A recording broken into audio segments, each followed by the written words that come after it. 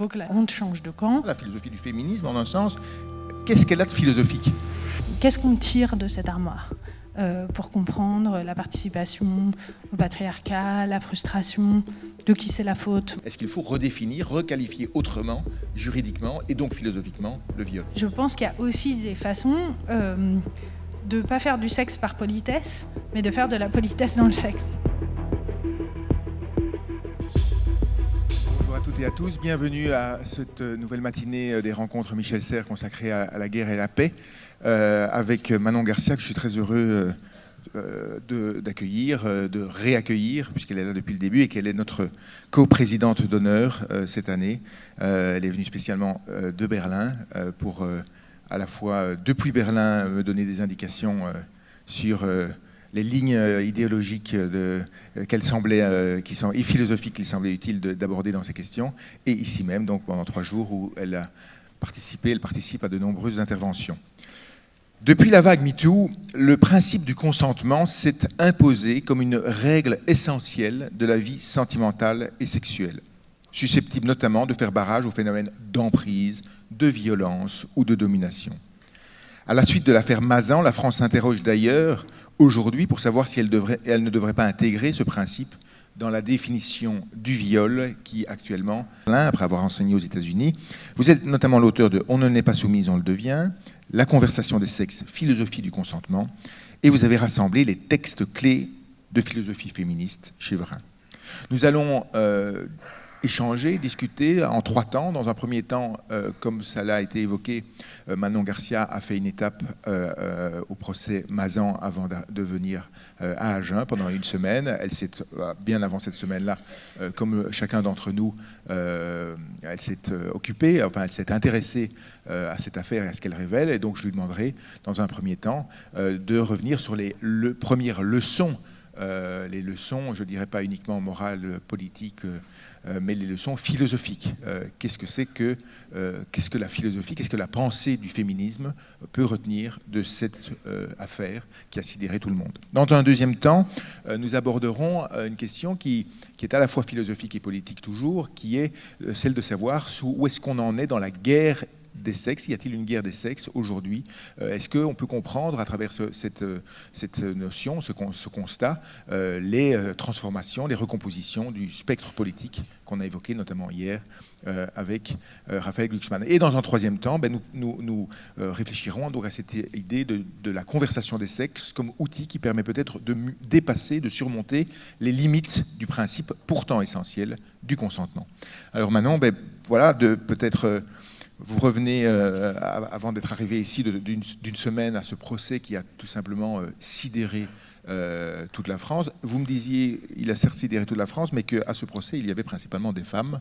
Et c'est vrai qu'on a entendu beaucoup et davantage de femmes, que ce soit des journalistes, que ce soit des philosophes, et qu'on a entendu assez peu de politiques, qui sont majoritairement des hommes. Qu'est-ce que vous avez retenu de cette semaine? Qu'est-ce que vous avez vu qui n'est pas perçu à travers les retranscriptions médiatiques de ce procès? Et je dirais aussi, qu'est-ce qu'il y a de philosophique dans cette affaire? Bonjour, merci à toutes et à tous d'être ici. Merci Martin pour l'invitation. J'ai énormément de choses à dire sur Mazan, j'y pense tout le temps. Enfin, en fait, on parle de Mazan, qui est donc l'endroit où l'essentiel des viols auquel le procès essaie de trouver des réponses et de condamner les prévenus a eu lieu. Mais en fait, donc, il s'agit des viols commis par Dominique Pellicot et ses co-accusés sur la personne de son épouse Gisèle Pellicot. Et oui, Gisèle Pellicot, elle accepte maintenant. Au début, elle voulait qu'on l'appelle juste Gisèle, mais maintenant, ça lui va qu'on l'appelle aussi Gisèle Pellicot, c'est quand même son nom. Mais vous voyez, c'est intéressant rien que ça, cette question du nom. En fait, elle a, comme les femmes pendant longtemps et encore maintenant, on attend d'elle qu'elle change de nom. En fait, en plus de tout le reste, elle a le nom de son bourreau. Elle est tout le temps liée. C'est-à-dire, quand on dit, oui, l'avocat de Pellicot les gens disent « mais tu veux dire de Gisèle ou de Dominique ?» Donc même dans le nom, et je trouve que c'est intéressant quoi, cette question-là, c'est-à-dire que même par son nom, elle lui appartient encore d'une certaine manière. Alors je vais vous raconter un peu comment c'est, et puis ensuite ce que j'en pense. Donc la façon dont le procès se déroule, c'est qu'il y a donc Dominique Pellicot qui est l'accusé numéro 1, disons, qui donc a organisé pendant 10 ans le viol de sa femme, de son épouse, inconsciente par plus de 80, donc je crois que c'est 83 personnes qu'on voit sur les vidéos. Et en fait, les policiers ont réussi à en identifier 51. Donc c'est le procès de Dominique Pellicot et ses 51 co-accusés, dont on a beaucoup dit, et on y reviendra, que ce sont des hommes ordinaires. Et ce qui est intéressant, c'est que normalement, dans ce type de procès, les victimes décident de demander le huis clos pour qu'on ne voit pas, on n'entende pas le récit des choses atroces qui leur ont été faites, et voilà, elles se protègent en demandant le huis clos. Et Gisèle Pellicot a demandé à la surprise générale, quelques jours avant l'ouverture du procès, qu'il n'y ait pas de huis clos, et que donc la presse puisse venir, que le public puisse venir. Et elle a dit, voilà, et donc un de ces trucs, c'est il faut que la honte change de camp. Donc je n'ai pas à avoir honte que toutes ces choses m'aient été faites pendant que j'étais endormie, etc. Et donc il y a énormément de journalistes qui sont présents. D'ailleurs, rien que ça, c'est intéressant, c'est-à-dire que vous voyez différents types de journalistes. Il y a la presse locale, donc les journalistes qui font tous les procès du coin, donc eux, c'est plutôt en général des hommes. Ensuite, il y a les journalistes judiciaires, qui peuvent être des hommes ou des femmes. Ensuite, vous avez la presse féminine un peu parisienne, vous voyez des super nanas hyper sapées et tout ça qui arrivent, mais parce que ça les intéresse pour des raisons de féminisme. Et ensuite, il y a la presse internationale, donc il y a la BBC, il y a le New York Times, il y a tout... bon, moi j'ai été accréditée par la radio allemande, mais il y a vraiment des journalistes du monde entier qui sont là. Et ensuite, vous avez le public. Le public est dans une autre salle que la salle où les débats ont lieu. Donc il y a une rediffusion par écran pour le public. Et vous avez dans le public, je dirais, 95% de femmes, sauf les jours où on voit les vidéos. Donc rien que ça, déjà, c'est moi quand j'ai découvert ça en arrivant, c'est vraiment accablant. C'est-à-dire qu'en fait, il y a des gens qui viennent... pour ce que certaines femmes présentes appellent du porno gratuit. Donc rien que ça, déjà, ça vous met dans une ambiance, c'est vraiment horrible. Et donc, quand on veut faire partie du public, il faut arriver 2 heures avant l'ouverture. Donc en gros, moi j'arrivais entre 7h et 7h15 le matin avant d'obtenir mon accréditation. Et donc c'est très intéressant parce qu'il y a notamment un groupe de femmes qui viennent tous les jours, des femmes d'Avignon qui viennent tous les jours depuis le début du procès, qui sont des femmes à la retraite que ça intéresse. Et donc il y a tout un phénomène de elles connaissent, c'est un peu comme quand vous parlez avec... je sais pas, des supporters de Saint-Étienne, quoi. Elles connaissent tous les accusés, tous les avocats, elles ont des pronostics sur qui va. Donc c'est aussi intéressant comme. Vous notez que j'en parle de façon légère parce que c'est extrêmement lourd en fait. Parce que à titre personnel, ça m'est encore arrivé cette nuit. Je me suis réveillée 3 fois pendant la nuit. Je peux plus dormir en fait. Quand même, il y a vraiment un truc. Sur le sommeil qui est extrêmement... Tout ce qu'on voit de ce procès, c'est de voir que le sommeil, c'est le lieu numéro 1 de la vulnérabilité, quoi, parce qu'on voit donc ces vidéos où elle est absolument endormie. Et ce qu'on ne lit pas beaucoup dans la presse, enfin ce qui moi m'avait pas frappé dans la presse et qui m'a tellement frappé en voyant ces vidéos, c'est qu'elle ronfle. Et qu'en fait, donc on voit Gisèle Pellicot être violée, et pendant ce temps-là, ronfler à intervalles réguliers, comme quelqu'un qui ronfle. Donc vous entendez la télé derrière, parce qu'il y a la télé à fond pour qu'elle ne se réveille pas, des voix de Dominique Pellicot et des co-accusés qui viennent la violer. Et elle ronfle à intervalles réguliers pendant que lui sont faites des choses atroces. Et donc, ça fait quelque chose sur le sommeil. Mais pour parler un peu plus de philosophique, ce qui m'intéresse, enfin, ce qui est intéressant, c'est qu'on a envie d'en faire le procès de ce qu'on appelle la culture du viol, bien sûr. Mais on ne peut pas faire le procès de la culture du viol parce que une cour d'assises, alors là, c'est une cour d'assises très particulière à cause d'un changement récent de la justice, c'est une cour d'assises sans jury populaire. Donc avec simplement des juges, ce qui rend le truc moins pénible, parce que les avocats de la défense ont moins besoin de faire des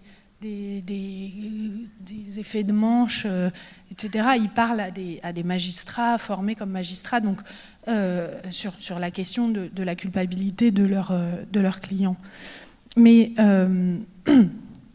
en fait, un procès pénal, c'est un procès où on essaye de décider de la responsabilité et de la dangerosité des mises en cause. Mais il y a un principe fondamental de la justice pénale qui est l'individualisation. Donc c'est contraire au procès pénal que d'essayer de faire le procès de tous ces mecs pris comme groupe. Justement, ce qui est important, c'est de voir, et la Cour fait extrêmement attention à les traiter de manière différente. Tous ces hommes qui sont là à vraiment essayer, donc il y a des expertises psychologiques, psychiatriques, sociales, etc. sur chacun des mises en cause. Mais donc, comme féministe, il y a quelque chose d'un peu déstabilisant et qu'on retrouve dans tous les procès, qui est qu'au fond, on en vient à entrer enfin, à se dire, bon, mais lui, il n'a vraiment pas eu une vie facile, le pauvre, on est tout le temps pris. Ça ne peut pas être un procès social, ça ne peut pas être un procès de fait de société. C'est forcément regarder la vie de ces gens-là dans leur moindre détail, etc. Et on découvre, ce qui moi m'intéresse aussi beaucoup, c'est une normativité sexuelle, notamment, extrêmement forte. C'est-à-dire que quand on nous présente les mises en cause, on nous dit tous les trucs qui peuvent les excuser ou ne pas les excuser. Donc, premièrement, on a l'impression que, par exemple, si leurs parents ont divorcé, bon, déjà, ça veut dire qu'ils ont vécu un énorme trauma pendant l'enfance. Donc, on se dit, bah, dis donc, on est beaucoup quand même à avoir vécu des énormes traumas pendant l'enfance à ce tarif-là. Mais aussi, ils ont, pour certains d'entre eux, vécu des violences sexuelles pendant l'enfance, etc. Mais tout d'un coup, on nous dit, ah oui, bah, c'est une personnalité perverse parce qu'il y a ce qu'ils appellent en termes techniques des paraphilies. Cette personne est consommatrice de films pornographiques. Ah ouais, bon, énorme problème. Ou cette personne fume du cannabis. Énorme problème. Donc, on voit, en fait, c'est intéressant parce qu'on découvre un autre monde d'évaluation de la responsabilité et de normalité. On comprend que ce qui est important, c'est que les mises en cause travaillent. Il y a un accent incroyable mis sur c'est un grand travailleur, il a beaucoup travaillé, etc. Donc un truc assez capitaliste en fait du travail comme signe d'insertion sociale. Donc on découvre un autre monde, mais on découvre aussi un autre monde de qu'est-ce qu'une femme normale, où en fait Gisèle Pellicot, elle a quand même quelque chose presque d'une sainte, quoi, où elle a fait extrêmement peu de choses mal dans sa vie. Et donc, c'est ce qu'on appelle la victime ce que les féministes ont appelé la victime idéale, mais on comprend. En fait, moi, un des trucs que je trouvais intéressant chez tous les gens du public et des journalistes, c'est que tout le monde se dit « Ah ben, si moi, je suis violée par mon mari, je ne vais pas apparaître comme innocente, quoi. » Parce que leur barre de ce qu'est une femme normale, elle est tellement basse qu'on est toutes... on est toutes des traînées à ce tarif-là. C'est-à-dire que elle, Gisèle Pellicot, je sais pas, je crois qu'elle a 1 ou 2 partenaires sexuels dans sa vie, 2, je crois. Donc elle a trompé son mari une fois en 1980. On en fait tout un truc. C'est quand même à cause de ça. Dominique, il s'en est jamais remis. Et c'est pour ça qu'il a... Donc il y a quand même un peu un truc de... Du coup, il a violé sa femme et l'a fait violer pendant 10 ans parce que bon...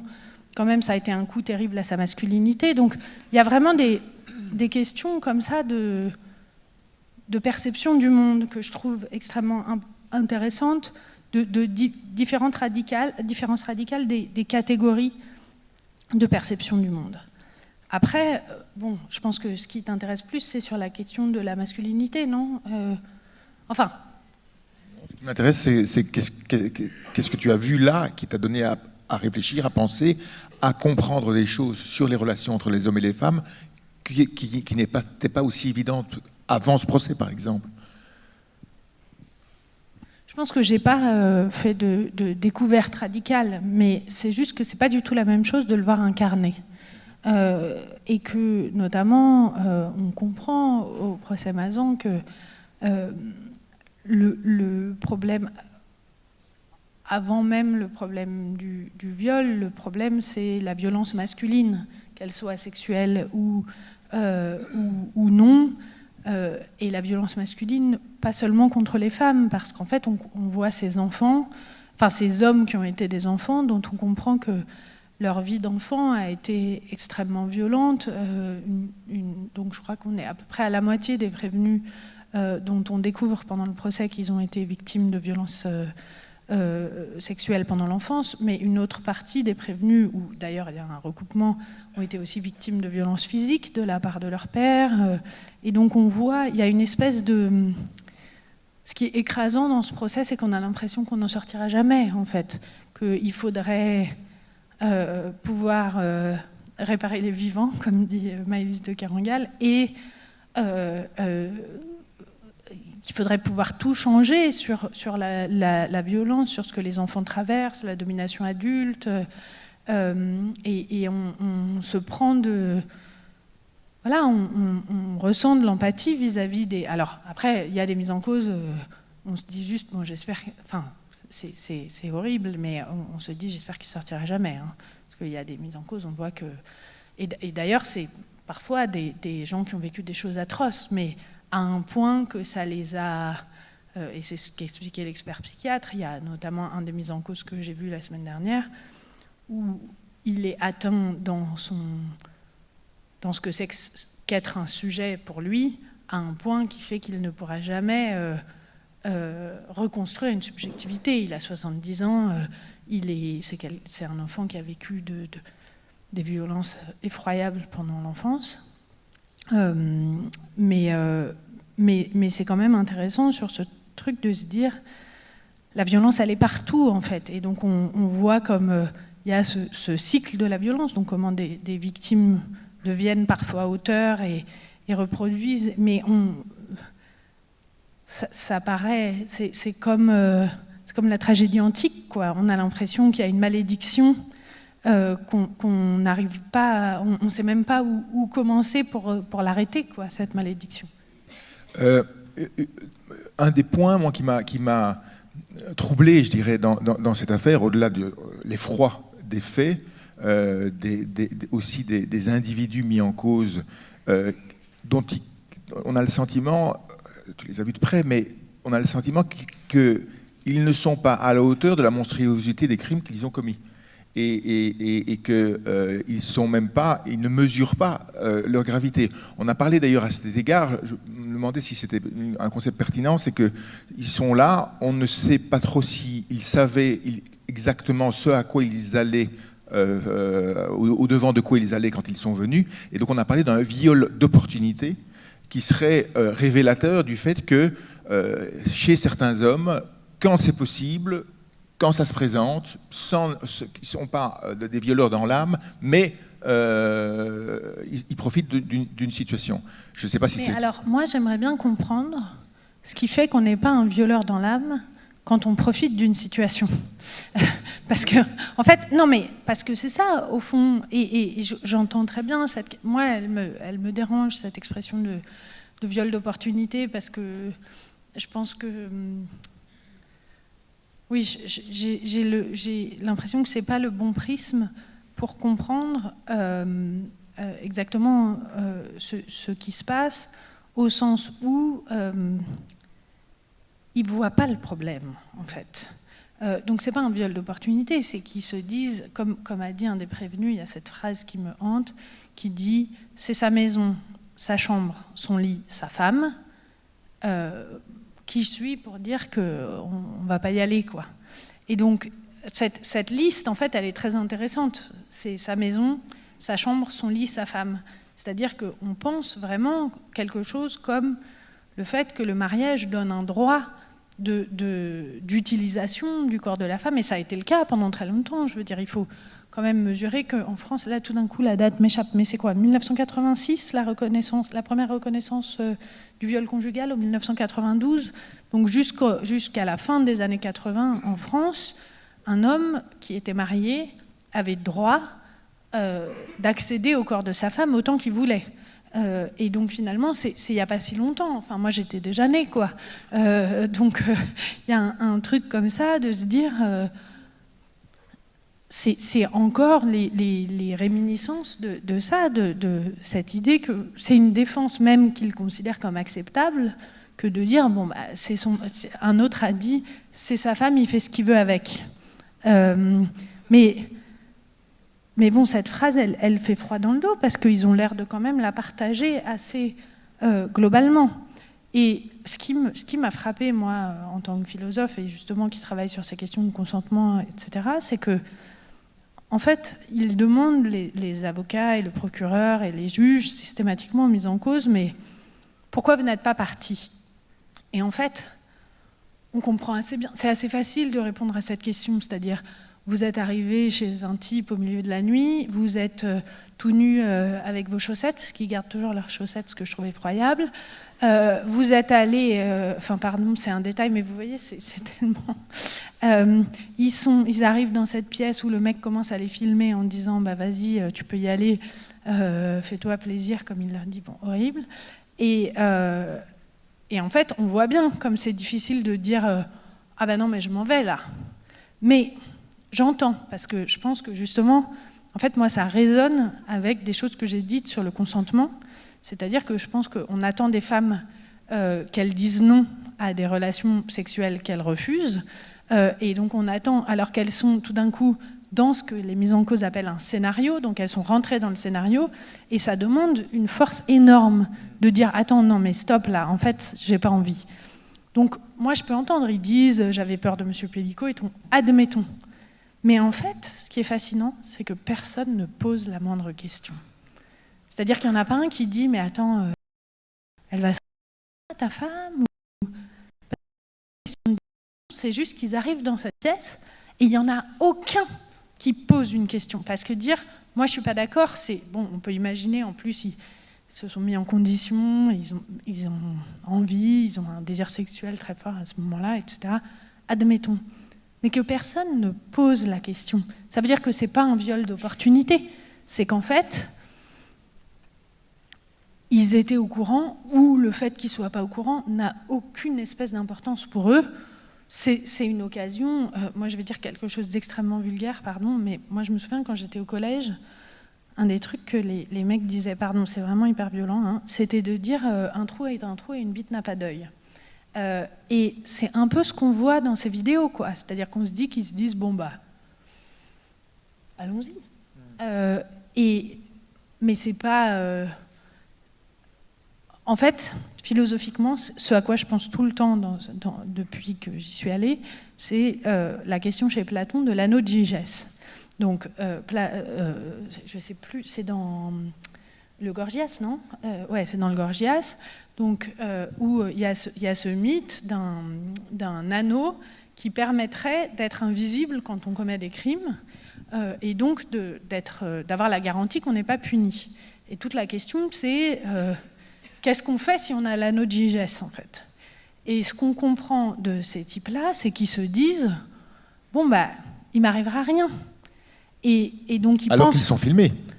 Alors qu'ils sont filmés, mais ils sont tellement convaincus par la solidarité masculine, etc., que de toute façon, ce mec-là, et puis il est complice, donc il a aucun, a priori, mais je peux revenir là-dessus, mais a priori aucun intérêt à les faire tomber, puisqu'ils tomberaient plus fort qu'eux, au fond. Mais c'est l'idée, et c'est ça qui fait vraiment froid dans le dos dans le procès, c'est qu'on se dit, ces mecs-là, quand ils pensent que, comme certains disent, c'est open bar, et ben ils y vont. Et il n'y a plus du tout... Et on voit des types qui sont mariés, qui ont des enfants, qui ont eu des parents très aimants, etc., pour qui ça n'est pas un problème de violer une femme. et ils savent, pour beaucoup d'entre eux, que ce qui est en train de se passer, c'est qu'ils violent une femme. Mais comme ils disent, il y en a un qui était très touchant, etc., mais dont on comprend, qui dit, bon, bah voilà, parce que, pardon, je reviens, le président lui dit, mais quand même, vous y êtes allé le 27 décembre, c'est 2 jours après Noël, vous avez un bébé de 3 mois, qu'est-ce qui vous prend, quoi? Et ils insistent vachement sur le fait que c'est juste après Noël. Je trouve ça intéressant. En pleine fête de fin d'année, comme si, bon, s'il y était allé le 17 mars, on pourrait comprendre, mais le 27 décembre, vraiment, c'est bizarre, quoi. Et il dit, bah oui, mais bon, ma compagne avait eu un papillomavirus, etc., donc elle était grossesse à risque, donc on n'avait pas de rapport sexuel. Et puis, bon, bah, on avait un bébé de 3 mois, donc on n'avait pas repris les rapports parce que... Voilà, elle avait eu une déchirure, je sais pas quoi. Donc bon, et c'est ça en fait qu'on découvre aussi sur la sexualité féminine, lapsus, sur la sexualité masculine, c'est qu'ils se disent, bon bah, ça fait 1 an globalement que ma femme traverse des trucs super durs et que du coup on peut pas avoir de sexualité. Bon bah, je vais violer Madame Pellicot, qu'est-ce que vous voulez que je vous dise? Non mais... C'est ça qui est un peu... ça fait... Un petit élément juridique qui me semble important quand même. Il y a eu d'ailleurs tout un débat sur la définition juridique du viol. À ma connaissance, en droit français, et c'est quand même... La France, à cet égard, se distingue de projets européens et même des Américains, où le principe du consentement est entré dans la définition. À ma connaissance, donc le viol, c'est des faits objectifs, indépendamment, quelle que soit l'intention, et une intention de l'agresseur. Et un des arguments que font valoir ces hommes, c'est que, en admettant qu'ils ne savaient pas qu'elle était sédatée, il n'y avait pas de leur part une intention criminelle. Alors, première question, moi, je pense... est-ce que c'est un argument de défense qu'ont utilisé le droit tel qu'il est pour disculper leurs patients? Est-ce que ça dit quelque chose de leur état d'esprit? Et troisième dimension, est-ce qu'il faut redéfinir, requalifier autrement, juridiquement et donc philosophiquement, le viol? Alors j'ai plein de réponses. Non mais c'est une question à laquelle je pense tout le temps et sur laquelle j'écris, etc. La définition du viol en droit français, c'est un acte de pénétration ou de sexe oral obtenu par contrainte, menace, violence ou surprise. La jurisprudence définit dès 1858 que la surprise, c'est les cas notamment où la personne est endormie. Donc il n'y a aucun doute sur le plan de l'élément légal que ce qui se passe dans cette chambre relève du viol. Sauf que, en droit pénal, il faut 3 éléments, et le juge revient dessus, etc., pour qu'il y ait culpabilité. Il faut ce qu'on appelle l'élément légal, l'élément matériel et l'élément intentionnel. Donc il faut qu'il y ait une loi qui dise que c'est interdit, il faut que les faits aient eu lieu, et il faut qu'il y ait une intention de commettre les faits. Sauf que, et là-dessus, vraiment, les avocats de la défense sont juste mauvais, hein. Ils font ce qu'ils peuvent, ils n'ont aucun autre angle d'attaque, parce qu'on a les vidéos, donc bon, c'est qu'ils disent, mais, un de leurs trucs, par exemple, c'est de dire ils sont trop bêtes pour avoir l'intention de faire ce qui est en train de se faire. Mais c'est qu'ils pensent, alors que le droit est extrêmement clair là-dessus, que l'intention est une intention subjective. Or, à aucun moment, le droit pénal ne s'intéresse à ce qu'en philosophie on appelle les états mentaux du mis en cause. Le droit s'intéresse à qu'est-ce qu'une personne normale, dans cette situation-là, ferait si elle en avait l'intention ou si elle n'en avait pas l'intention. Donc, il est très clair que tous ces hommes ont un élément intentionnel, un élément matériel, un élément légal. Mais qu'est-ce que vous voulez qu'ils fassent, les avocats de la défense? Ils sont obligés de trouver des trucs à dire. Si elle n'est pas en train de dormir, si elle simule... Mais elle ronfle. Oui, j'entends bien. Mais mais en admettant que cet argument, je ne dis pas qu'il est valable, ouais. Je dis simplement, est-ce que s'il ne savait pas est-ce que cet argument est purement... ou est-ce que de leur part, ils disent « je n'entendais pas commettre un viol, c'est autre chose qui se passait pour moi ». Parce que si je traverse la route et qu'il y a un enfant qui traverse et que je le tue, sans intention de l'avoir écrasé, je ne suis pas poursuivi pour homicide. Il se trouve qu'un enfant est mort. Là, il se trouve qu'une femme est morte, c'est l'argument. Il se trouve qu'une femme a été violée, mais il n'y avait pas d'intention de la violer. Non, mais si vous voulez, c'est plutôt un truc de l'ordre de... je suis sur une route, je vois un enfant de très loin qui traverse, je pourrais freiner, j'accélère, mais en fait, quand j'accélère, vous voyez, c'est juste que je ne savais pas que ça allait tuer l'enfant. C'est plutôt un truc comme ça qui se produit. C'est pas un homicide involontaire comme quand vous n'aviez pas vu que le feu était passé au rouge et que vraiment c'est un manque de perception. Là, c'est plutôt un truc où vous faites un truc vraiment très clairement interdit, où vous aviez plein de possibilités de ne pas faire ce truc interdit, et vous y allez et vous dites « Ah bah c'est... j'ai ripé un peu, quoi. Bah non, enfin non. » Et on voit bien. Et en fait, les vidéos là-dessus sont accablantes. Donc en fait, il y a ce truc qui se passe dans le procès qui est que s'ils n'acceptent pas les 3 éléments, s'ils n'acceptent pas absolument leur culpabilité, on regarde les vidéos. Et donc en fait, c'est assez malin d'avoir fait... Enfin, c'est un ressort assez malin, c'est qu'ils savent que les vidéos sont absolument accablantes et atroces, et que donc...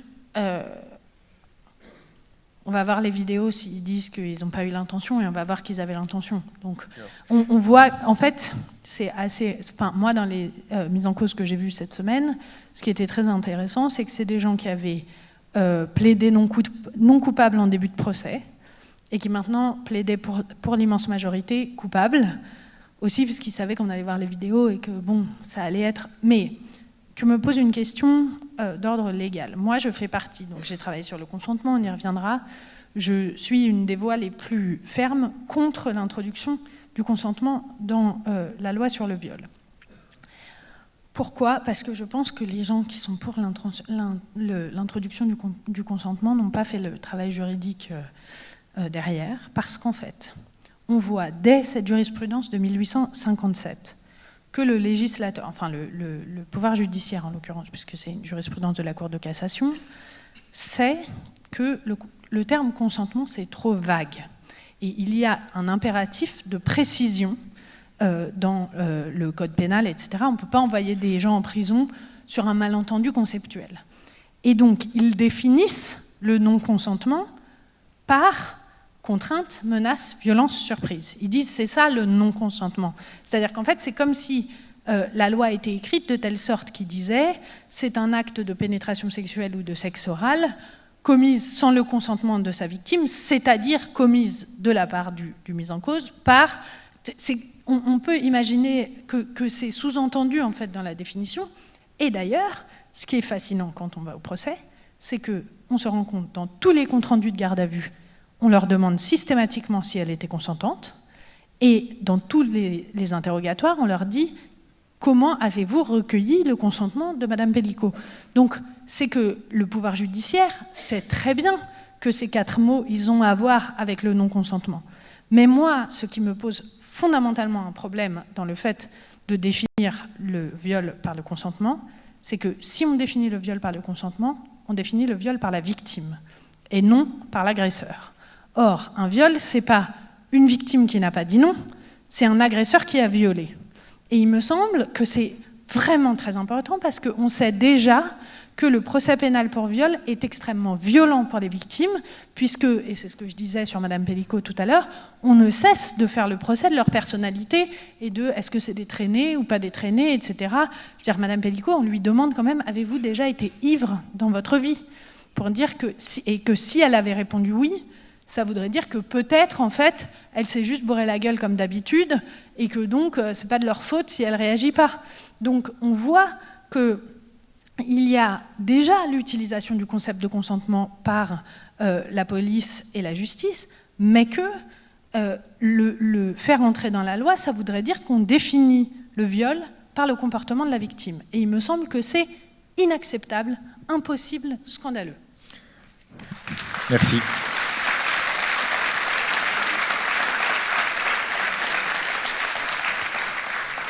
dernier point sur ce procès, puis on passera à la deuxième partie. C'est lié à ce qu'on disait. Oui, oui, consentement. bien sûr, oui. Dernier point, c'est le procès d'un homme, de ses 50, à défaut de 80 complices ou co-accusés, mais c'est aussi, et est-ce que ça doit être aussi le procès, alors, de la domination masculine, de la culture du viol, des hommes, de la masculinité. J'avoue que moi, je suis réticent, non pas à mettre en accusation la masculinité, elle a de très bons titres à être mise en accusation, mais à ce qu'un procès pénal avec des individus mis en cause soit l'objet d'une accusation, d'une mise en procès, d'une culpabilité collective. Parce que c'est la meilleure manière pour les personnes qui ont commis des crimes de dire « derrière moi, il y avait la culture du viol, donc ma culpabilité est amoindrie ». Après tout, au grand procès du nazisme, on n'a pas fait le procès du nazisme, on a fait le procès d'individus qui ont eu à répondre personnellement de leurs crimes. Oui, mais tu sais bien justement que c'est tout le problème du procès d'Eichmann, c'est qu'ils ont voulu faire le procès du nazisme et que ça n'a pas vraiment marché parce que c'est un procès pénal et qu'on ne peut faire le procès pénal que d'un individu. Oui. Mais même à Nuremberg, on a jugé des individus, on n'a pas jugé le régime hitlérien. Oui, mais en fait, le problème, c'est qu'on a envie... Il y a quelque chose de profondément insatisfaisant dans le fait de juger des individus parce que c'est comme si ça n'allait jamais s'arrêter. On sait, par exemple, moi, c'est une question qui me travaille et qui me travaille particulièrement dans le contexte du procès Mazan, c'est... cette question d'est-ce que, et c'est comme ça qu'on s'est rencontrés en s'engueulant sur cette question, est-ce qu'il faut mettre tous les violeurs en prison ? Nous, on s'est rencontrés le jour de l'arrestation d'Harvey Weinstein, et il y avait cette question, est-ce qu'on se réjouit de l'arrestation d'Harvey Weinstein, de l'idée qu'il va aller en prison, etc. Ou est-ce qu'on regarde les chiffres et qu'on est un peu intelligent et qu'on voit que mettre un violeur en prison, en fait, ça ne l'empêche pas de récidiver ? Et est-ce que le fait que ça ne l'empêche pas de récidiver devrait justifier qu'on ne le mette pas en prison ? C'est une question, moi, qui me travaille énormément, et elle me travaille d'autant plus que, et là-dessus, le procès Mazan est une exception. On sait, quand on regarde la sociologie judiciaire, etc., que ce sont principalement des hommes pauvres et des hommes racisés qui sont mis en prison pour violences sexuelles, alors que les hommes blancs, je veux dire PPDA, etc., là, ils vont pas beaucoup en prison quand même. Et donc, la question, c'est est-ce qu'on ne devrait pas juste abandonner le judiciaire pour ces trucs-là ? Bon, moi, ma première réaction à ça, c'est de dire, tant que des pauvres types avec très peu de possibilités dans la vie iront en prison d'avoir volé des scooters, il faut aussi que les hommes aillent en prison d'avoir violé des femmes. Qu'il faut que, tant qu'on mettra les gens en prison pour des dégradations matérielles, il faut qu'on mette les gens en prison pour des dégradations humaines. Ça me paraît important. Mais il y a quand même une question sur le fait qu'on sait qu'en gros, il y a 50 000 viols commis en France tous les ans et qu'ils ne sont pas principalement commis par des multirécidivistes qui violeraient 100 femmes dans l'année. Les multirécidivistes de viol, ils violent 4, 5 femmes, mais ils n'en violent pas des centaines et des centaines. Donc ça veut dire que si on mettait tous les hommes violeurs en prison, il faudrait en mettre 50 000 par an en prison à peu près, quoi, ou 45 000. Or, la population carcérale française, c'est 60 000 personnes. Donc ça veut dire que si on veut mettre tous les hommes en prison, il faut qu'on commence à construire des prisons toutes les semaines, dans toutes les villes, dans tous les départements. On construit des prisons, on construit des prisons, on construit des prisons. Est-ce qu'on a vraiment envie de passer notre vie à construire des prisons ? On voit bien que ce n'est pas vraiment comme ça que le problème va se résoudre. Mais du coup, c'est accablant, en fait. Qu'est-ce qu'on fait ? C'est-à-dire... et surtout, on voit bien ces types-là, et c'est un des gros effets de manche de la défense, mais je pense à un monsieur aujourd'hui, sa femme qui est mise en cause, il a 3 enfants entre 2 ou 4 et 10 ans. Sa femme est femme au foyer, c'est lui qui est routier, qui gagne l'argent de la famille, etc. Il est très clair qu'elle, même, donc là, elle a pris un emploi pendant son incarcération, mais qu'elle ne pourra jamais gagner autant d'argent que ce que lui gagnait. Donc en fait, elle, c'est le désastre de sa vie s'il va en prison. Et donc, c'est des enfants qui grandissent sans père, grandissent dans la pauvreté, etc. Donc, c'est ce qui explique d'ailleurs que de nombreuses d'entre elles sont venues dire « mais ce n'est pas un violeur, mais ce n'est pas quelqu'un qui... mon mari, vous savez, c'est quelqu'un de bien ». Ouais, mais il y en a aussi beaucoup. Il y en a une que j'ai trouvée super. Elle a dit « Bon, moi, je voudrais commencer par dire que je ne suis pas là pour le défendre. Hein. Moi, je ne vais pas divorcer de lui et tout ça. Et je l'aime très fort, mais enfin, je ne le défends absolument pas. Il a violé Madame Pellico, c'est inacceptable. Et donc, il y a aussi ces femmes-là. Et il y a des femmes qui sont vraiment... qui ne veulent plus entendre parler. Donc, c'est un peu facile d'insister seulement sur celles qui sont... dans un rapport ou bien d'emprise ou bien simplement de défense, puisque leur monde a explosé. Enfin, c'est aussi des femmes, et d'une certaine manière, je trouve que plus encore que des hommes ordinaires, on voit des compagnes ordinaires, des femmes qui bossent, qui ont jamais fait quoi que ce soit de mal, qui ont des enfants, qui ont l'impression d'avoir un mari qu'elles aiment et avec qui ça se passe bien et tout ça. Et tout d'un coup, elles découvrent, enfin pour certains, ils sont allés 4 fois violer Madame Pellico. Enfin, qu'est-ce qui reste d'un monde qu'on a construit face à cette nouvelle-là, en fait? Moi, moi déjà, j'ai du mal avec mon mari, dont je pense qu'il ne fait pas ça, et en tout cas, j'ai aucune raison de penser qu'il le fait, mais où je l'appelle tous les jours, où je lui dis vraiment, je ne m'en relèverai jamais, là, de ce que j'écoute, si j'apprends que tu as fait même un quart du 10e de ça. Vraiment... tu as aussi la responsabilité de ne pas détruire toutes nos vies, nous, nos enfants, tes parents. Parce que ces mecs-là, on a envie de leur dire, mais leurs parents sont morts de honte, leurs enfants, leurs amis. Enfin, comment ça n'entre pas en facteur? Comment ils ont tellement la conviction d'avoir l'anneau de Gigès que ça rentre... Bon, bah, ils n'ont pas baisé depuis... Certains, bon, depuis 2 jours, hein, mais d'autres depuis 6 mois, et bon, bah... faut ce qu'il faut, quoi. Alors, je vous propose qu'on passe au deuxième temps, après ce compte-rendu judiciaire et philosophique qui est par ailleurs passionnant sur le fond. J'y ai pensé aussi dans ce que vous disiez dans les prisons. La guerre et la paix, on est là pour y réfléchir. Est-ce qu'on peut parler d'une guerre entre les hommes et les femmes? Est-ce que ce procès est révélateur d'une capacité des hommes à détruire les femmes? Et comment est-ce qu'on fait, en admettant même que cette guerre existe, comment est-ce qu'on fait, puisque à la différence, vous le releviez déjà hier, je crois, à la différence des peuples qui peuvent se faire la guerre, la société, elle est composée majoritairement d'unités où il y a un homme et une femme qui ont une famille. Et donc, est-ce que, quand bien même on aurait le rêve d'extraire du corps social les 50 000 violeurs annuels pour les mettre dans une prison, ça n'empêcherait pas que, même déjà cette idée, cette pensée-là me laisse dire que, est-ce que face au mal, il faut une sorte de traité de sécession ou de séparation entre ces êtres qui se font autant de mal? Dans les années 70, en particulier aux États-Unis, il y a beaucoup de penseuses féministes qui ont prôné ce qu'on appelait le lesbianisme radical. C'est-à-dire, elles disaient, moi j'aime beaucoup ce slogan, le lesbianisme est la pratique dont le féminisme est la théorie. J'essaie de dire, on ne peut pas vivre avec les hommes, en fait, on ne va pas s'en sortir. Il y a toujours, même les gentils, ils finissent toujours par faire des trucs de mecs, ou par couvrir des mecs, ou par... et donc, il faut juste vivre entre nous. Donc elles ont créé des communautés, et c'est intéressant, parce que beaucoup d'entre elles étaient des femmes...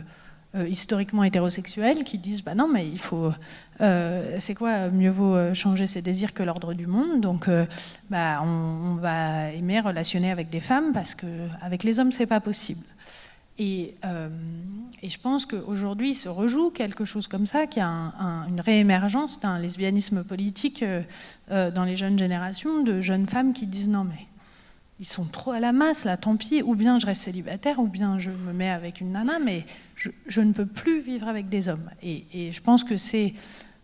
Quand j'étais aux États-Unis, l'année dernière, j'ai participé à un podcast très suivi là-bas, etc., par un sexologue gay que j'aime beaucoup, qui s'appelle Dan Savage. C'est quand même assez beau, c'est son vrai nom de famille, il s'appelle Savage. et donc sauvage, et il a créé un podcast qui s'appelle, et une tribune de presse qui s'appelle Savage Love, qui est vraiment, bon, si je m'appelais Savage, j'aurais voulu faire la même chose, c'est presque du cratilisme. Mais il disait, le Parti républicain travaille à rendre les jeunes hommes incels, donc à rendre les jeunes hommes tels qu'aucune femme ne voudra coucher avec eux, pour qu'ensuite ils aient la haine qu'aucune femme ne couche avec eux et que du coup ils votent républicains. Qu'en fait il y a une espèce de truc qu'ils savent très bien que les jeunes femmes, dans la jeune génération aux États-Unis, le clivage de genre est vraiment très violent. Et les hommes disent c'est quoi ces femmes qui veulent, ces nanas qui veulent plus coucher avec nous, et en même temps ils se comportent de telle façon que les jeunes femmes disent bah non mais moi j'ai d'autres trucs à faire là parce que vraiment ça m'intéresse pas du tout de ce schéma d'infériorité, de domination, etc. Et je pense que là c'est vraiment un enjeu de savoir si on va réussir. Enfin, je pense qu'il y a vraiment des intérêts politiques très forts à jouer sur cette division sexuelle et sur le fait de rendre les hommes de moins en moins attirants pour les femmes, aussi pour rendre les hommes aigris et en colère, quoi. Il y a vraiment une stratégie politique comme ça qui me semble intéressante. Sous-question là-dedans, est-ce que, puisque c'est une sorte de, si je comprends bien, une sorte de cercle vicieux qui s'enclenche, est-ce que un certain féminisme radical ne nourrit pas ce sentiment en disant vous les hommes de toute façon vous êtes responsables du réchauffement climatique avec vos barbecues, responsables du capitalisme et des inégalités parce que c'est vous qui êtes le dominant, enfin, responsables de tout, et du coup des hommes qui se disent bon il y en a marre, donc est-ce que je dirais pour faire la paix, est-ce que la radicalité n'envenime pas cette situation inflammée, inflammable? C'est une question que je me pose tous les jours. En fait, je pense que les gens ne comprennent pas qu'il y a deux stratégies politiques. Il y a une stratégie qui est aider les femmes à prendre conscience du nous féminin, de nous les femmes, en tant que femmes, on traverse des choses, etc., et que la radicalité féministe, elle sert cette unification du groupe des femmes, mais qu'elle a l'inconvénient de polariser les hommes. Mais qu'en même temps, moi je suis plutôt dans le camp de la conversation, mais que ça me rend complice aussi. C'est-à-dire qu'il m'arrive d'être dans des circonstances où je sais qu'un des hommes présents a commis des choses innommables, que ses victimes n'ont pas porté plainte pour l'instant, et que je lui dis quand même bonjour, en fait. Et qu'est-ce qu'on fait de ça, en fait? Qu'est-ce qu'on fait? Moi, parce que évidemment, dans l'université française, maintenant, les jeunes femmes, elles savent que je suis plutôt de leur côté, donc moi, on vient me raconter toutes les histoires.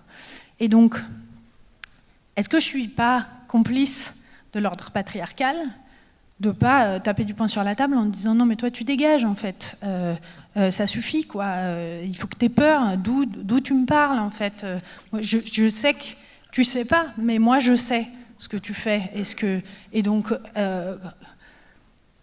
moi c'est une question que je me pose en fait, mon côté, c'est ce que j'appelle mon côté SOSDEM quoi, je suis un peu la CFDT du féminisme si vous voulez, mais on sait bien que le problème de la CFDT, c'est qu'ils ont l'air d'être du côté des patrons, parfois.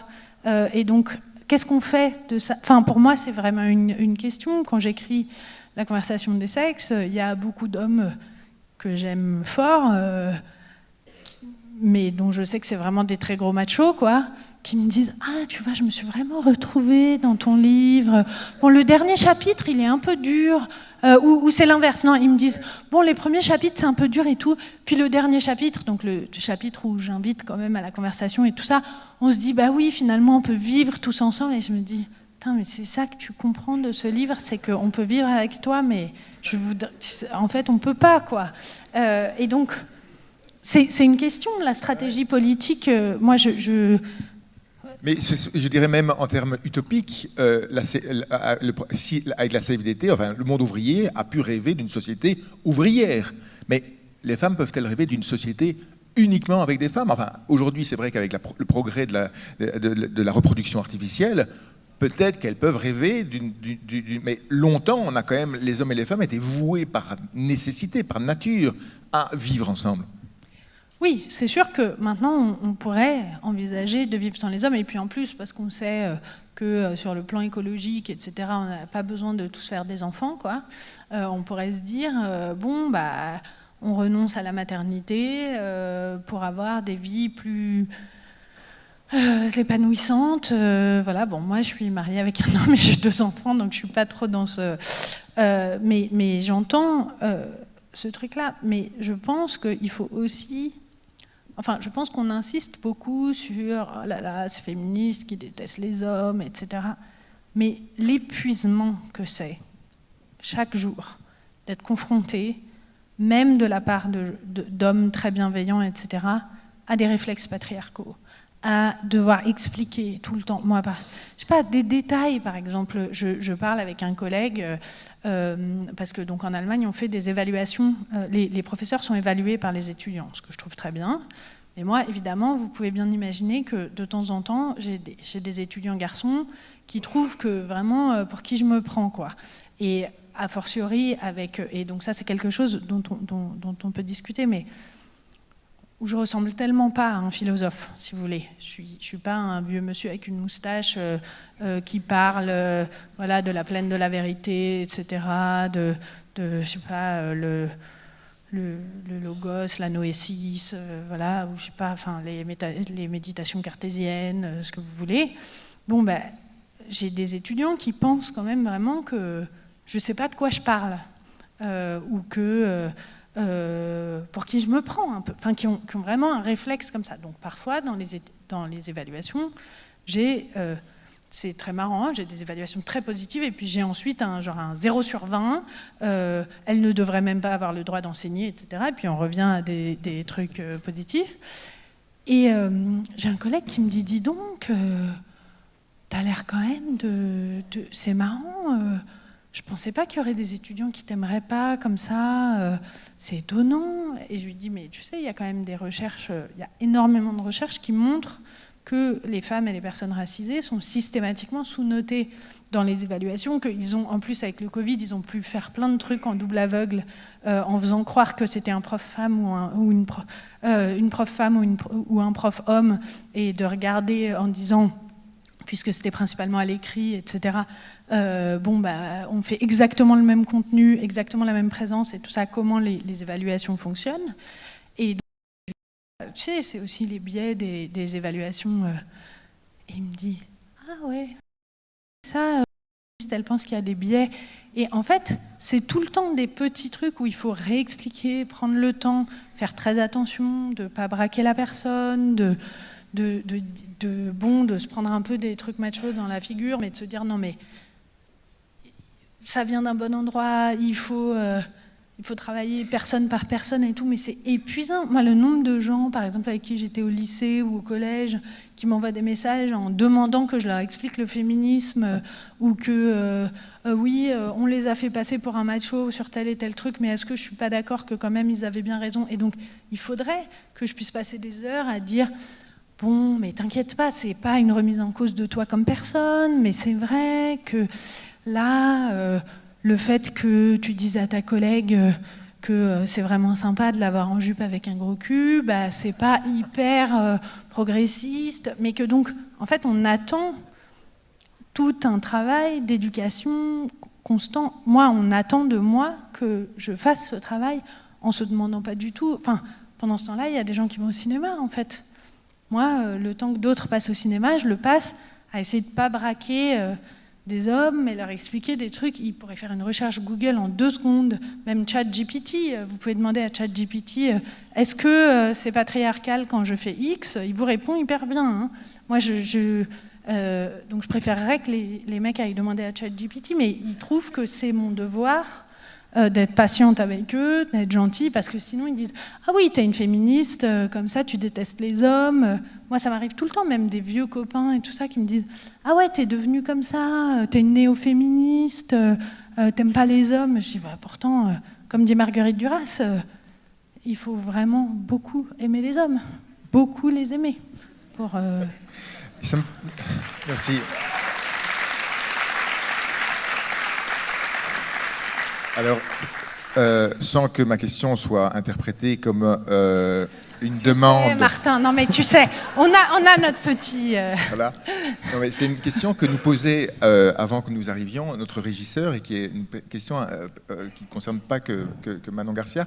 Il disait, je vous écoute, c'est passionnant, vos discussions, etc., mais je me demande des fois, qu'est-ce qui distingue une conversation politique d'une conversation philosophique? Et donc ça me donne l'occasion de dire, qu'est-ce que... on le sent bien là, dans tout ce que vous avez déplié, il y a une intervention philosophique sur des débats qui sont des débats qui ont lieu au bistrot, à la télé, à l'Assemblée nationale. Mais c'est quoi la philosophie de ces questions-là, la philosophie du féminisme, en un sens, qu'est-ce qu'elle a de philosophique? Pour répondre à notre ami régisseur. C'est une question qui ne me braque pas du tout, parce que je la trouve passionnante et j'y pense tout le temps. En fait, j'ai reçu, on n'en a pas parlé hier, mais j'ai reçu pour mon deuxième livre le prix des rencontres philosophiques de Monaco qu'organise Charlotte Casiraghi. Et un des deals quand on reçoit ce prix, c'est qu'on doit faire une conférence sur qu'est-ce que la philosophie. Et donc moi, ça a été vraiment... Et on le sait un an à l'avance. Donc en fait, on reçoit le prix une année au mois de juin et on sait que l'année suivante, on devra venir à la remise du prochain prix faire une conférence sur qu'est-ce que la philosophie. Et donc moi, j'ai passé un an à réfléchir tout le temps, mais est-ce que c'est même de la philo ce que je fais et j'ai beaucoup lu des philosophes qui réfléchissent à ce que c'est que la philosophie. Et je pense qu'il y a plusieurs traditions de ce que c'est que la philosophie, mais en gros, Gilles Deleuze et Michel Foucault ont cette idée de la philosophie comme diagnostic, que le philosophe fait un diagnostic du temps qu'il vit avec des outils venus de l'histoire de la philosophie, avec des textes venus de l'histoire de la philosophie, etc. Et ça, je pense que c'est une partie de ce que je fais, c'est-à-dire que vous avez vu, je pense, Platon, Rousseau, comment ma lecture des classiques de la philosophie me permet de réfléchir avec un angle spécifique au monde que nous vivons.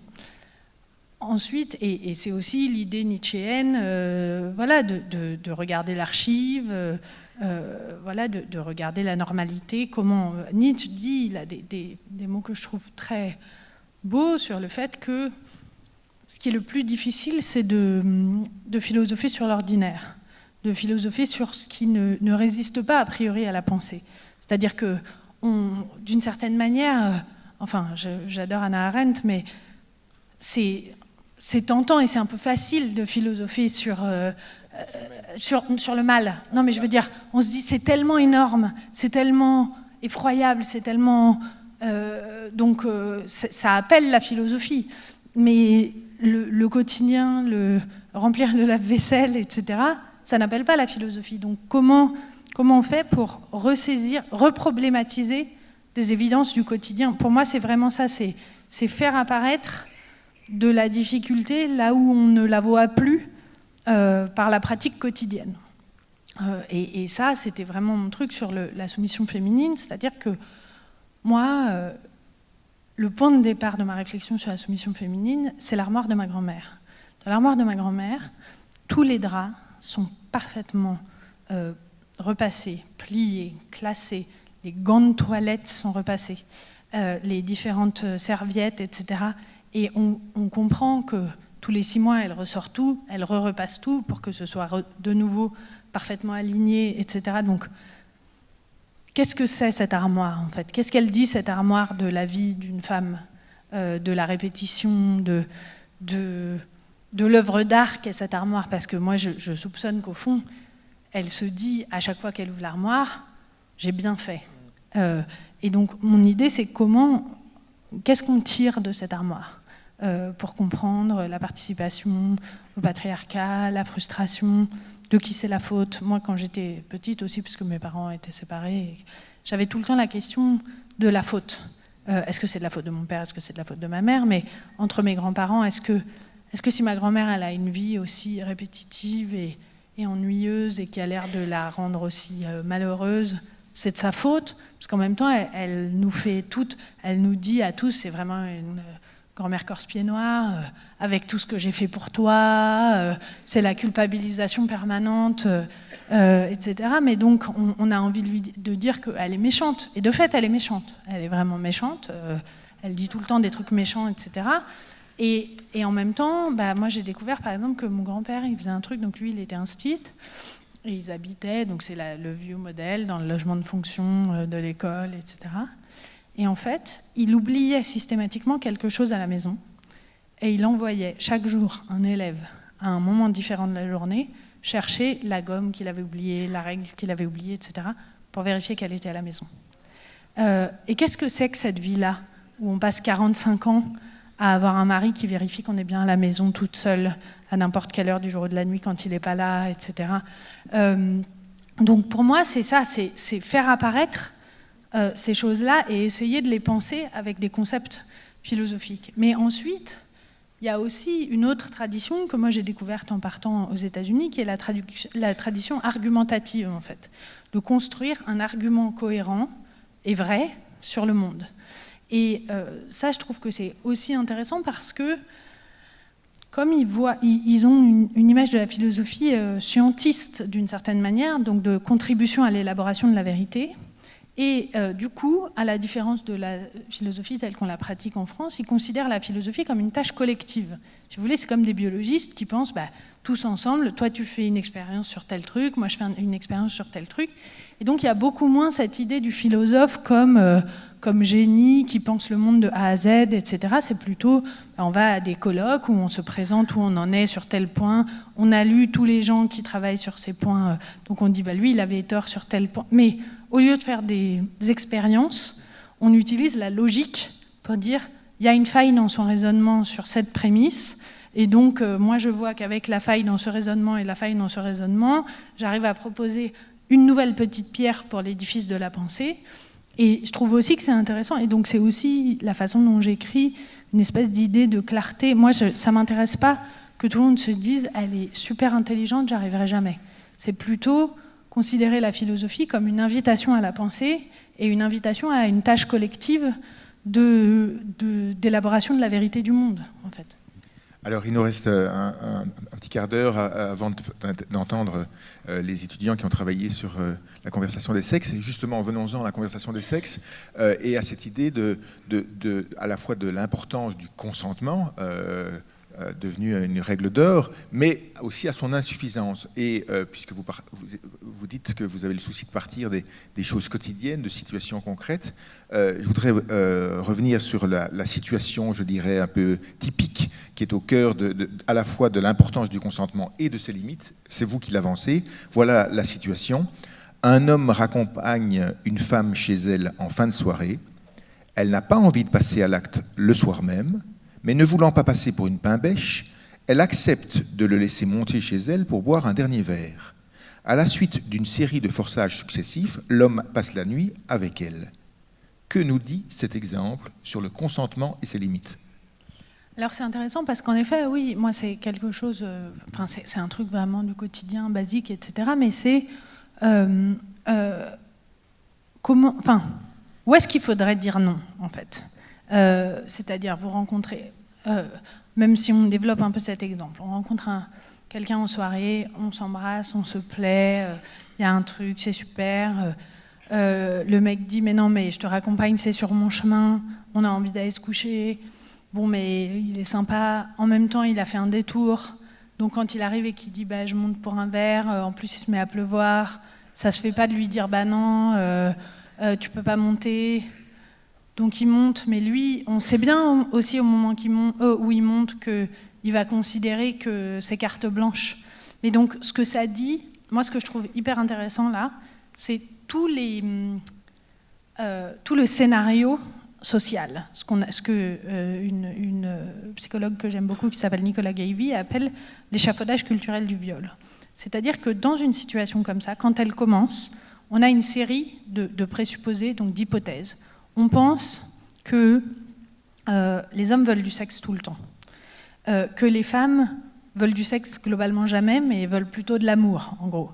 Que donc déjà, il y a cette espèce de négociation où le mec va être un peu tendre et amoureux, etc., pour obtenir ce qu'il veut, que la nana, elle sait qu'il faut qu'elle s'allonge pour obtenir de l'amour. Donc il y a déjà, dans les présupposés qu'on a sur le désir sexuel masculin et la supposée absence de désir sexuel féminin, l'idée d'une guerre des sexes et d'une négociation perdant-perdant. Alors qu'en fait, bon, moi je pense que ça devrait plutôt être une négociation gagnant-gagnant si jamais c'est une négociation. Mais bon. Et surtout, on pense qu'il y a un scénario, ce qu'on appelle un script sexuel. Il y a un scénario de comment ça va se passer. Et moi, c'est quelque chose que je trouve toujours intéressant, c'est que les mecs, ils disent bah, « elle m'a fait monter, ça voulait dire qu'elle était d'accord ». Mais d'accord pour quoi, en fait ? C'est-à-dire que si tout d'un coup, vous dites au mec ah bah, tu m'as laissé monter, donc je t'accroche à mon lit avec des menottes et puis je te pends par les pieds, il va dire bah non, mais c'est pas du tout à ça que j'ai dit, enfin, c'était pas du tout ça qui était prévu. Mais donc, en fait, on a une idée de ce qui est prévu, que le sexe, c'est un rapport pénétratif d'un pénis par un vagin qui finit par l'éjaculation masculine, par le plaisir masculin, etc. On a une définition de ce que c'est que le sexe qui est centrée sur une représentation de ce que devrait être le plaisir masculin. Mais par exemple, on sait maintenant que ce qu'on appelle les préliminaires, donc en gros, quand le mec est suffisamment sympa pour s'intéresser un peu au plaisir de sa compagne, ben, c'est le seul truc qui... Enfin, c'est pas le seul truc, mais on sait qu'il n'y a que 30% des femmes qui prennent du plaisir à la pénétration vaginale seule.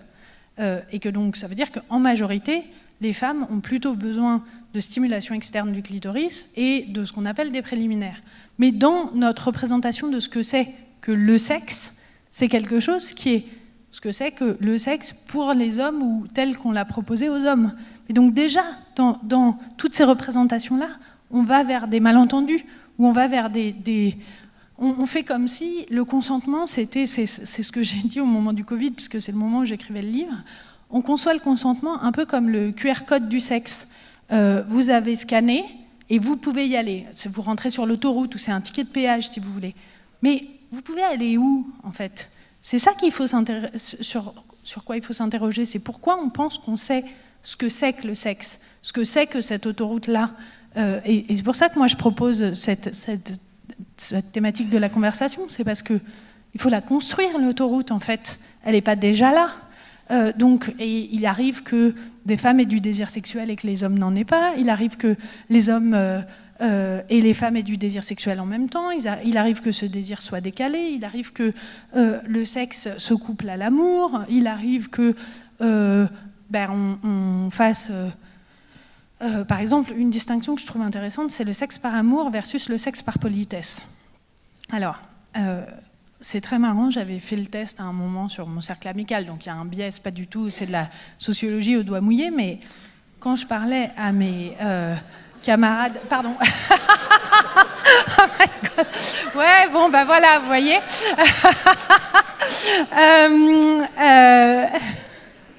Quand je parle à mes camarades masculins du sexe par politesse, ils disent bah moi aussi parfois ma copine elle a pas envie de coucher avec moi et je couche avec elle.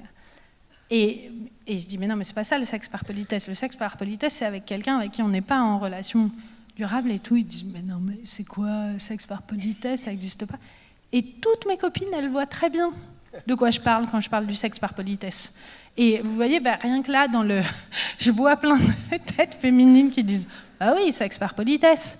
Et donc, ça veut dire qu'on attend des femmes qu'elles remboursent ou qu'elles acceptent qu'on se dise « Il s'est donné du mal, ça se fait, avec tout ce qu'il a fait là ».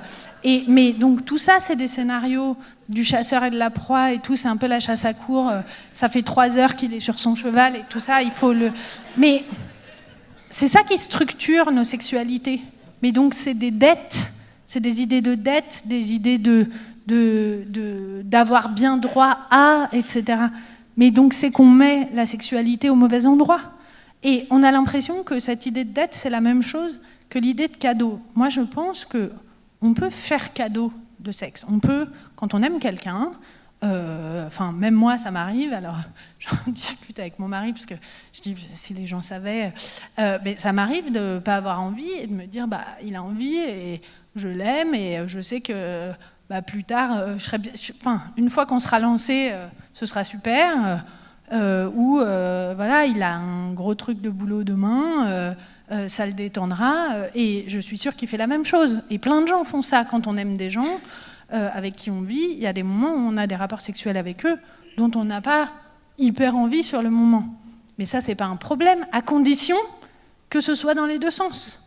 C'est-à-dire, si par contre des hommes considèrent que leur femme, elle doit bien leur faire le cadeau du sexe dont elles n'ont pas envie tous les jours avant d'aller se coucher et que c'est le passage obligé. Je veux dire, le nombre de trucs... Moi, bon, c'est l'algorithme, si vous voulez, mais Instagram ne cesse de me montrer... je regarde beaucoup des Reels sur Instagram, donc je ne sais pas si tout le monde sait ce que c'est, donc c'est des vidéos sur les réseaux sociaux sur les jeunes parents. Parce que voilà, l'algorithme a compris que c'est ça qui me faisait rire en ce moment, à quel point on est épuisé, qu'on n'a pas dormi depuis 3 mois, c'est un truc qui me fait rire. Et donc, j'ai beaucoup de vidéos d'hommes qui disent « les enfants sont enfin couchés et tout, c'est mon tour ». Et qu'en fait, ils font des vidéos soi-disant comiques, ils courent après leur femme dans tout l'appartement parce que les enfants sont enfin couchés, ha ha ha. Et donc on comprend qu'il y a énormément d'hommes qui pensent que ça va, elle s'est occupée des enfants toute la journée, maintenant c'est mon tour. Mais la question, c'est comment on questionne tous ces scénarios-là, qu'est-ce qu'on fait si on a un mari qui pense comme ça, qui pense c'est mon tour, et qui dit, comme disent les mecs à Amazon, j'ai des gros besoins. Qu'est-ce que ça veut dire, j'ai des gros besoins ? Je veux dire, moi aussi, par exemple, j'ai des gros besoins de massage et de bain moussant, si vous voulez. Mais alors, est-ce que... Non, mais je fais des blagues, mais pourquoi on pense qu'un homme, ça s'empêche, sauf sur le plan sexuel ? Pourquoi on pense... Et moi, c'est un des problèmes que j'ai avec la psychanalyse, que je connais bien, que j'aime, dont je trouve plein de choses intéressantes, mais cette idée que notre désir, il nous donnerait des droits. En fait, c'est une drôle d'idée, en fait, de dire j'ai le droit de ne pas être frustrée sexuellement, il faut bien qu'elle me donne, on est mariés, j'ai le droit. Bon, je pense qu'il faut questionner toutes ces choses-là dans tous ces scénarios dont tu parlais, même le scénario dans ce scénario de la soirée, il y a la question de l'allumeuse. Moi, je me souviens, quand j'étais plus jeune, etc., c'était...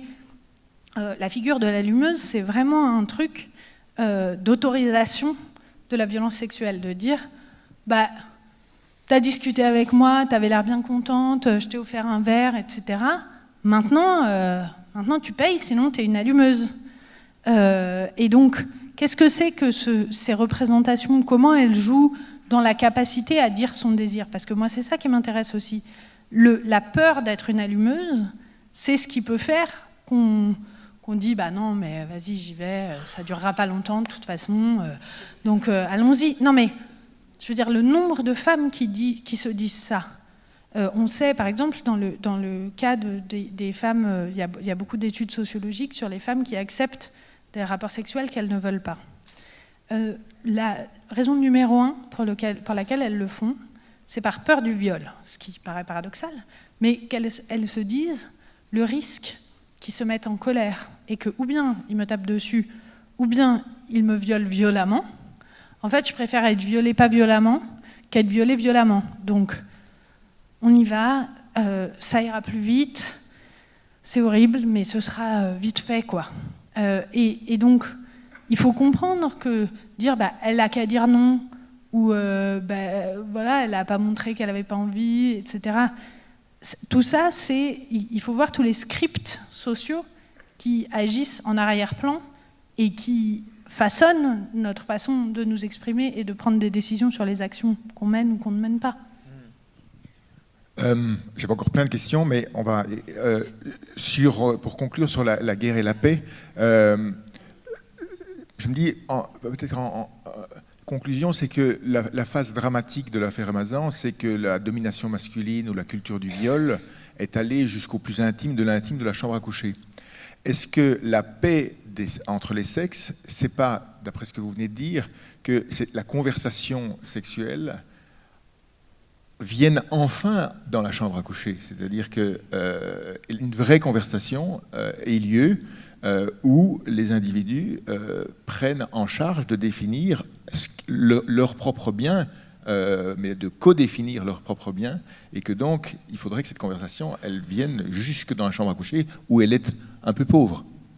Oui, moi je suis convaincue de ça, qu'il y a un effet émancipateur de la conversation sexuelle au niveau social, ne serait-ce que dans la construction d'un vocabulaire. C'est-à-dire que moi je vois, je sais que certains d'entre vous et certaines, puisque vous êtes venus me voir, se disent « oh là là, elle parle de sexe hyper librement ». Mais en fait c'est parce que plus on travaille sur ces questions, plus on développe un vocabulaire, plus on se dit, bon, c'est quand même un truc que beaucoup d'entre nous faisons chaque jour, pas forcément chaque jour, mais auquel on pense, etc.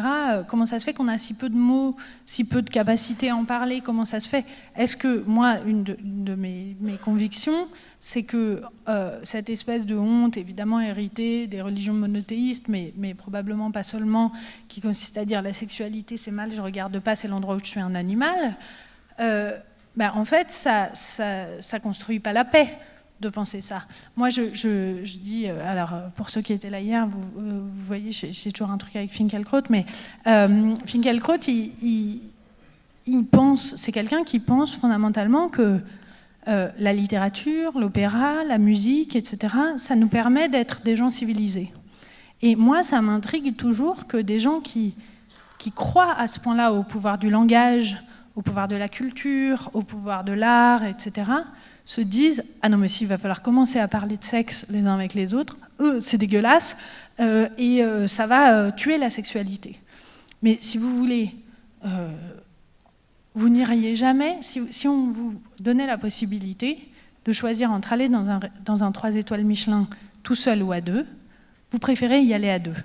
Parce qu'en fait, ça va être meilleur, ce que vous allez manger, si vous en parlez pendant que vous le mangez. Si vous dites, oh, regarde la texture de ce poisson, c'est incroyable, mais t'as vu comment tu crois qu'ils l'ont cuit, etc. Donc on voit bien que la verbalisation, le partage d'une expérience, développe le plaisir de cette expérience. Pourquoi on croit qu'il vaut mieux faire du sexe en silence, sans en parler, sans vocabulaire, en faisant comme si, bon, c'est vite fait, on n'en parle plus, voilà, on a fait notre truc d'animaux, là, et ensuite on passe à autre chose. En fait, évidemment que plus on en parle, mieux on en parle, plus on se découvre l'un l'autre, plus on se découvre soi-même, etc., meilleur c'est. Donc moi, je suis vraiment dans cette idée qu'il faut parler des choses, parler du corps pour construire la paix. Et je le vois, par exemple, avec mes enfants, donc un des trucs qu'on sait maintenant, c'est qu'une des meilleures façons, là c'est mon moment éducation sexuelle, hein, mais une des meilleures façons de protéger les enfants contre les violences sexuelles pendant l'enfance, c'est de leur apprendre à nommer les parties de leur corps. Parce qu'en fait, les prédateurs sexuels savent qu'un enfant qui dit vulve, pénis, testicules, lèvres, etc., c'est un enfant à qui on a parlé de son corps, de sa sexualité, et qui du coup probablement a confiance suffisamment en des adultes pour leur dire ce qui lui est arrivé si quelque chose lui arrive. Et alors moi, je peux vous dire que au début, dire à mes enfants « oui, c'est ta vulve, oui, c'est ton anus, ça c'est ton clitoris, tes lèvres et tout », j'étais tellement gênée, même moi, j'arrivais pas à utiliser les mots, de dire « ah oui, papa il a un pénis, bien sûr, ça ce sont les testicules de papa, oh, horrible !» Et en même temps, je vois bien que maintenant ça me paraît tout à fait normal de leur dire, non, mais quand tu vas faire pipi, il faut que tu t'essuies la vulve, tu sais bien, sinon, voilà. Et que maintenant, j'ai un rapport avec ces mots-là qui est complètement normal et pas gêné. Et que donc, on voit comme le langage sait s'approprier son corps d'une manière qui ne soit pas tabou, qui ne soit pas, où on ne se dit pas, comme ils disent, en anglais, ils disent « down there ». En bas là. Et en allemand, c'est encore pire, ils ont ce mot qui est Schambereich, qui veut dire l'endroit de la honte. C'est comme ça qu'ils décrivent les parties sexuelles. Alors de moins en moins, mais pendant longtemps on disait Schambereich pour parler de l'endroit des organes sexuels, etc. Mais justement, il faut arrêter... Les parties honteuses. Les parties honteuses, ouais, voilà, c'est ça, les parties honteuses. Et donc, au contraire, dire, ah oui, le scrotum... mais parce que je trouve que les gens disent, ah oui, mais c'est des mots qui sont pas beaux. Mais c'est pas que c'est des mots qui sont pas beaux, c'est que c'est des mots avec lesquels on est gêné. Et que, en fait, scrotum, bon, c'est pas un mot très beau, mais je veux dire... Est-ce que c'est tellement un mot moins beau que charpentier? J'en sais rien, par exemple. C'est juste qu'on est gêné. Merci beaucoup, Manon. Quelle drôle de Merci conclusion. beaucoup.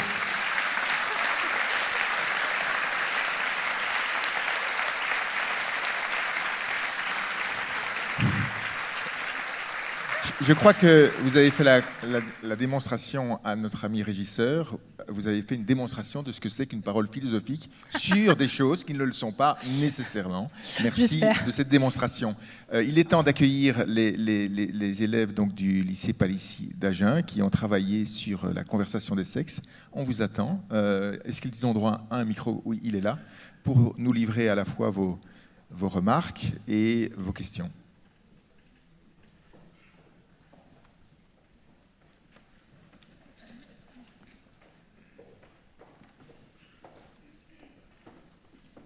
Bienvenue. Bonjour. Bonjour. À vous. Bonjour. Donc, nous sommes les élèves du lycée Bernard Palissy et nous avons donc nous avons participé aux ateliers autour du consentement et de l'ouvrage de Manon Garcia, donc la conversation des sexes, la philosophie du consentement. Et donc, on a réalisé un arpentage où on a littéralement déchiqueté le livre et on se l'est partagé. Super. Et donc, suite à ça, on a partagé un peu nos réflexions sur le consentement et sur la conversation des sexes. Et donc, suite à notre réflexion, on a eu plusieurs questionnements et plusieurs questions qu'on aimerait vous poser aujourd'hui. Donc, la première question, c'est la philosophie du sexe est-elle une nouvelle branche de la philosophie en train de naître, issue de la philosophie du care et du féminisme? Et avez-vous l'impression de créer un female gaze philosophique? Ah, c'est intéressant. En fait, non. C'est juste qu'en France, il n'y a pas beaucoup de philosophie du sexe, mais en philosophie anglo-saxonne, notamment, ce qu'ils appellent sexual ethics, donc les éthiques sexuelles, c'est vraiment, et même philosophy of sex, dans les universités américaines, même avant que le féminisme n'arrive, il y avait des cours de philosophy of sex, de définir métaphysiquement qu'est-ce que le sexe. Moi, je trouve que c'est une question très intéressante. Par exemple, si on essaye de définir ce que c'est que le sexe, on a beaucoup de mal avec... on a tendance à vouloir dire le sexe, ça a à voir avec une relation sexuelle, mais du coup, la masturbation, c'est bien que c'est du sexe. Alors, du coup, c'est quelque chose avec une intention sexuelle, mais du coup... si ça vous fait vraiment rêver de caresser du velours, est-ce qu'on va dire que ça c'est du sexe?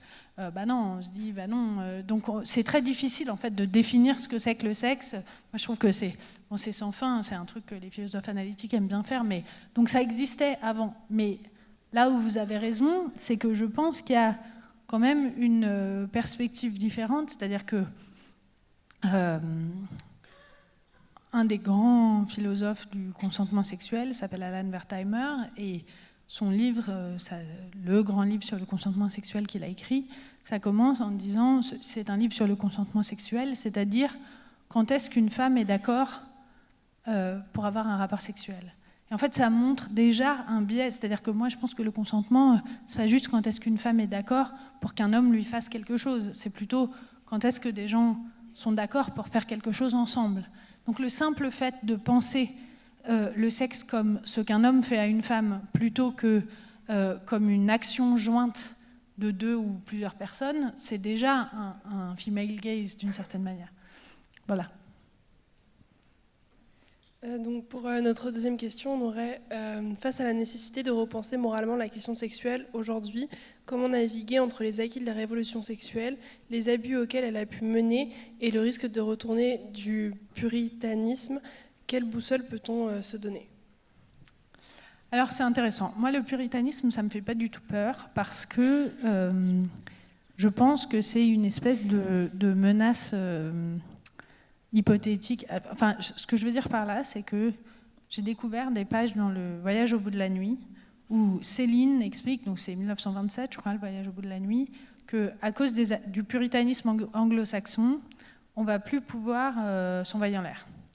Et donc, je me dis, s'il était si fort, le puritanisme anglo-saxon, il aurait triomphé de nos vies sexuelles en un siècle de tentatives.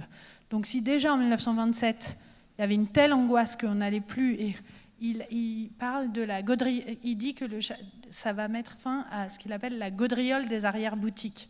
Je pense que ça n'a pas mis fin à la gaudriole des arrière-boutiques et que donc c'est une fausse menace. Mais ensuite, c'est sûr qu'il y a une tension. La révolution sexuelle, on sait que ça a donné lieu à des abus très grands, notamment de violences sexuelles contre les enfants, mais aussi de...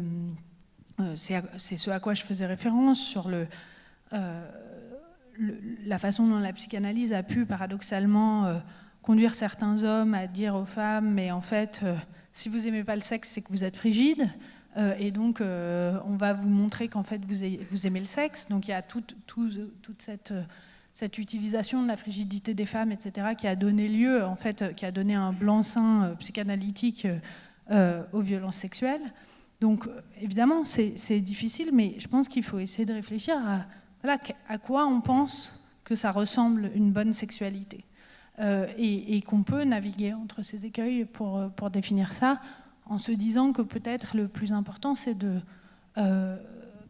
préserver l'autonomie des gens qui ont des rapports sexuels les uns avec les autres et leur intégrité. Donc, qu'il y a des grands principes philosophiques qui nous aident à essayer de penser ce que c'est qu'une bonne sexualité. Merci. Bonjour madame. Voici notre troisième question. La prostitution exclut-elle la conversation des sexes dont vous parlez à cause de sa dimension transactionnelle, ou alors la conversation des sexes doit-elle nécessairement être la base de toute interaction sexuelle? Merci. Alors, est-ce que votre question c'est de dire est-ce qu'on peut avoir une conversation sexuelle avec des prostituées? Ou est-ce que c'est de... moi, je pense qu'on peut tout à fait avoir même dans les relations les plus transactionnelles, on peut avoir quelque chose de l'ordre de la conversation des sexes. C'est-à-dire que, c'est ce que je disais, moi, ce qui m'intéresse, c'est quoi un coup d'un soir moral? En fait, on veut quand même pouvoir... Moi, je ne suis pas pour le sexe monogame, hétérosexuel, de longue durée, etc. Si on veut ça, bah, c'est super, mais...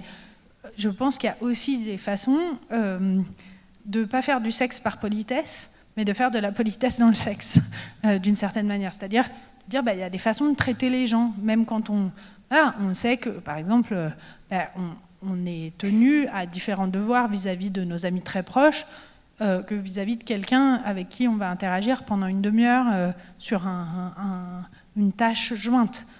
Du coup, on n'a pas les mêmes obligations vis-à-vis de quelqu'un avec qui on s'en va en l'air pendant une demi-heure, qu'avec qui on va passer toute sa vie à avoir une vie sexuelle ensemble. Mais qu'on peut avoir, que c'est juste que la conversation des sexes, elle ressemble à différentes choses dans différents contextes. Mais je ne vois pas pourquoi on ne pourrait pas avoir de conversation des sexes avec une ou un prostitué. Et du coup, j'ai une dernière question. Moi, je ne suis pas du tout de leur lycée, donc ce ne sera pas sur votre livre, mais plus sur la conférence en elle-même. Et vous avez parlé de la définition du viol. Et du coup, ma question, c'est, selon vous, est-ce qu'il faut la laisser telle qu'elle, malgré le fait que dans certaines situations, ça ne marche pas? Ou alors, comme par exemple, si je peux donner une autre référence, comme Catherine McKinnon, qui, elle, pense qu'il y a un aspect social et qu'il faut prendre cet aspect social et l'aspect de rapport de force, en fait, accusé et victime. Alors, c'est une très bonne... super que vous disiez McKinnon. Je pense que McKinnon, elle pense que le droit ne peut rien contre le viol. C'est paradoxal parce qu'elle est professeure de droit et que c'est une des grandes penseuses du viol. Mais moi, je pense que la définition française, elle est nickel, à part que la contrainte, donc ça dit contrainte, menace, violence, surprise, est définie légalement de manière trop restreinte. Et qu'en fait, il y a énormément de rapports sexuels sous contrainte où des juristes vont vous dire mais c'est pas de la contrainte au sens juridique. Moi, je pense qu'il faut développer le sens de la contrainte dans la définition du viol. Après, ce que je pense aussi, c'est que le droit a des possibilités de transformation du champ social. Je suis moins optimiste sur cette capacité du droit que certaines de mes collègues qui pensent qu'en effet, si on change la définition du viol, on va changer le monde. Et je pense qu'il y a une tension, parce que si on la change d'une manière qui est trop loin des intuitions des gens, ça ne marche plus, en fait. Donc c'est une ligne qui est assez fine à trouver. Mais je pense qu'il est important qu'on trouve un moyen juridique de dire le consentement, c'est pas simplement ne pas avoir dit non. Et que pour ça, moi j'avais trouvé que c'était très intéressant en Suède, ils ont mis en place un crime, qui, à mon avis c'est une erreur de l'appeler un crime, mais bon, ce qu'ils appellent de viol par négligence. Je pense qu'en fait, le problème du viol par négligence, c'est que ça n'est pas un viol, c'est une agression sexuelle, mais qu'on pourrait faire quelque chose comme un délit de sexe non consenti, où on dirait, là, on peut avoir une négligence de ne pas s'être assuré du consentement, quand bien même on n'avait pas de signe qu'il y avait un non-consentement, c'est-à-dire quand bien même on n'aurait pas exercé de contraintes, de menaces, de violence ou de surprise, on pourrait dire non mais ça suffit pas que vous ayez rien demandé. Mais personne ne pense que ne pas avoir demandé quoi que ce soit avec quelqu'un qui avait l'air d'accord, ça justifie d'être envoyé pendant 15 ans en prison. Donc moi je pense que tout le monde, les gens se disent bon, un viol c'est quelque chose de très grave qui est fait avec vraiment de la contrainte, etc. Donc ça ne peut pas être qu'il y a eu un malentendu.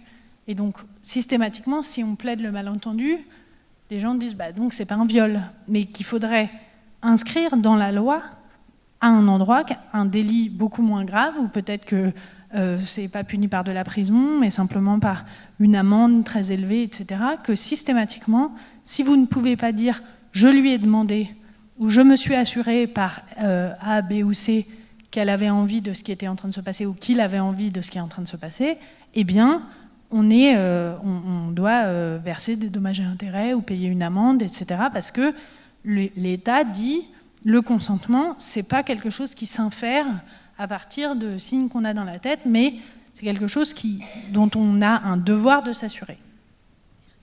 Très bien, mais merci beaucoup d'avoir répondu précisément à cette question. Merci Manon Garcia.